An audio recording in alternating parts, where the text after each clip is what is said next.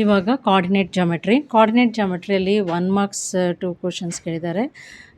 1 ಮಾರ್ಕ್ಸಲ್ಲಿ ಇವಾಗ 1 marks questions ಕೇಳಿದರೆ ಅದು ಫಾರ್ಮುಲಾ ರಿಲೇಟೆಡ್ ಆಗುತ್ತೆ. ಫಾರ್ಮುಲಾ ಚೆನ್ನಾಗಿ ಮೇನ್ ಫಾರ್ಮುಲಾ ಒರಿಜಿನ್ ಫಾರ್ಮುಲಾದ ಬಗ್ಗೆ 1 ಮಾರ್ಕ್ಸ್ ಕೇಳಿದ್ರು ಕೇಳುತ್ತೆ.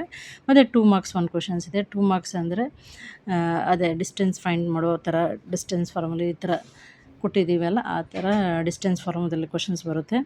ಮತ್ತು 3 ಮಾರ್ಕ್ಸ್ 1 ಕ್ವೆಶ್ಚನ್ ಇದೆ. 3 ಮಾರ್ಕ್ಸ್ ಕ್ವೆಶ್ಚನ್ಸ್ ಅಂದರೆ ಅದು ಡಿಸ್ಟೆನ್ಸ್ ಫಾರ್ಮುಲಾ ಇದರಲ್ಲಾಗಿ ದೊಡ್ಡ ಕ್ವೆಶ್ಚನ್ಸೇ ನಿಮಗೆ ಮಾಡೆಲ್ ಕ್ವೆಶ್ಚನ್ ಪೇಪರ್ ಅಥವಾ ಪ್ರಿಪ್ರೇಟರಿ ಕ್ವೆಶ್ಚನ್ ಪೇಪರ್ ಆಗ ಪ್ರೀವಿಯಸ್ ಕ್ವೆಶ್ಚನ್ ಪೇಪರಲ್ಲಿ 3 ಮಾರ್ಕ್ಸ್ ಕ್ವೆಶ್ಚನ್ಸ್ ಯಾವ ಥರ ಎಲ್ಲ ಇದೆ ಅದನ್ನು ಸ್ವಲ್ಪ ರೆಫರ್ ಮಾಡ್ಕೊಳ್ಳಿ.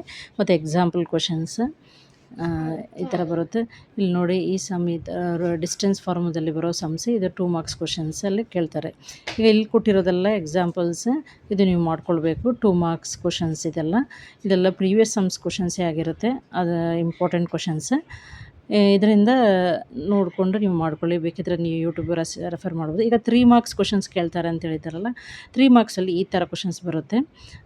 3 ಮಾರ್ಕ್ಸ್ ಮತ್ತು 2 ಮಾರ್ಕ್ಸ್ ಕ್ವೆಶ್ಚನ್ ಡೆಫಿನೆಟ್ಲಿ ಕೋಆರ್ಡಿನೇಟ್ ಜಾಮೆಟ್ರಿಯಲ್ಲಿ ಬರುತ್ತೆ. ಈ ಥರ ಕ್ವೆಶ್ಚನ್ಸ್ ಈ ಥರ ರೇಷಿಯೋ ಇರುವ ಕ್ವೆಶ್ಚನ್ಸ್, ರೇಷಿಯೋ ಬಂದು ಮಾಡೋ ಕ್ವೆಶ್ಚನ್ಸ್ ಅಲ್ವಾ, ಅದೆಲ್ಲ 3 ಮಾರ್ಕ್ಸ್ ಕ್ವೆಶ್ಚನ್ ಕಂಪಲ್ಸರಿ ಬರುತ್ತೆ. ಅದನ್ನು ಚೆನ್ನಾಗಿ ಅರ್ಥ ಮಾಡ್ಕೊಂಡು ನೋಡ್ಕೊಳ್ಳಿ.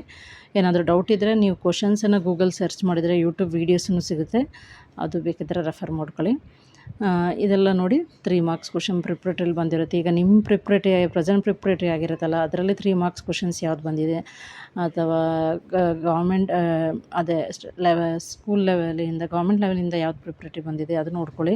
ಮತ್ತು ಮಾಡೆಲ್ ಕ್ವೆಶ್ಚನ್ ಪೇಪರಲ್ಲಿ 3 ಮಾರ್ಕ್ಸಲ್ಲಿ ಕೋಆರ್ಡಿನೇಟ್ ಜಾಮೆಟ್ರಿಯಲ್ಲಿ ಯಾವ ಕ್ವೆಶ್ಚನ್ಸ್ ಇದೆ ಅದು ನೋಡ್ಕೊಳ್ಳಿ. ಅಂದರೆ ಇದನ್ನು ಸ್ವಲ್ಪ ರೆಫರ್ ಮಾಡಿಕೊಂಡ್ರೆ ನಿಮಗೆ ಈಸಿ ಆಗುತ್ತೆ. ಡೆಫಿನೆಟ್ಲಿ 3 ಮಾರ್ಕ್ಸ್ ಕ್ವೆಶ್ಚನ್ಸ್ ಈ ಥರ ರೇಷಿಯೋ ರಿಲೇಟೆಡೇ ಬರೋದು coordinate ಜಾಮೆಟ್ರಿಯಲ್ಲಿ.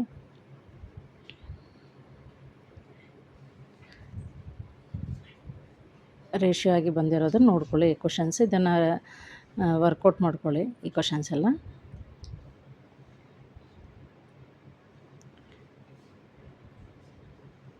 All formulas related distance ಈ ಕೋಆರ್ಡಿನೇಟ್ ಜಾಮೆಟ್ರಿ ಅದನ್ನು ಚೆನ್ನಾಗಿ ಅರ್ಥ ಮಾಡ್ಕೊಳ್ಳಿ. ಎಲ್ಲಿ x1 ವ್ಯಾಲ್ಯೂ x2 ವ್ಯಾಲ್ಯೂಸ್ ಅದೇ ಯಾವ ಥರ ಬರ್ಕೊಳ್ಳೋದು ತುಂಬ ಈಸಿ ಇದೆ, ಅದನ್ನು ಅರ್ಥ ಮಾಡ್ಕೊಳ್ಳಿ. ನೆಕ್ಸ್ಟ್ ಚಾಪ್ಟರ್ ಬಂದು surface area and volume. Surface area and ವಾಲ್ಯೂಮಲ್ಲಿ 1 ಮಾರ್ಕ್ಸ್ ಕ್ವೆಶ್ಚನ್ಸ್ ಬರುತ್ತೆ. 1 ಮಾರ್ಕ್ಸ್ ಕ್ವೆಶ್ಚನ್ಸ್ 1 ಮಾರ್ಕ್ಸಲ್ಲಿ ಕೇಳಿದರೆ ಮೇ ಬಿ ಚಾನ್ಸಸ್ ಕಡಿಮೆ ಅನಿಸುತ್ತೆ. 1 ಮಾರ್ಕ್ಸಲ್ಲಿ ಅಂದರೆ ಬರೀ ಫಾರ್ಮುಲಾಸ್ ಇರುತ್ತೆ surface area and volume. And 2 marks questions ಇದೆ. 2 ಮಾರ್ಕ್ಸ್ ಕ್ವೆಶ್ಚನ್ಸ್ ಅಂದರೆ ಇದರಲ್ಲಿ ಕೇಳೋದಂಥದ್ದಂದರೆ ಚಿಕ್ಕ ಫಾರ್ಮುಲಾ ಯೂಸ್ ಆಗಿ ಶಾರ್ಟಾಗಿ ಬರುವ 2 ಕ್ವೆಶ್ಚನ್ಸು ಇದರಲ್ಲಿ ಕೇಳ್ತಾರೆ 2 ಮಾರ್ಕ್ಸಲ್ಲಿ. ಮತ್ತು 5 ಮಾರ್ಕ್ಸ್ ಕ್ವೆಶ್ಚನ್ ಇದೆ. 5 marks question surface area volume ಅಂದರೆ ಕೇಸ್ ಸ್ಟಡಿ ರಿಲೇಟೆಡ್ ಕ್ವೆಶ್ಚನ್ಸೇ ಇರುತ್ತೆ. ಆವಾಗ ನಿಮಗೆ ಪ್ರಿಪ್ರೇಟರಿ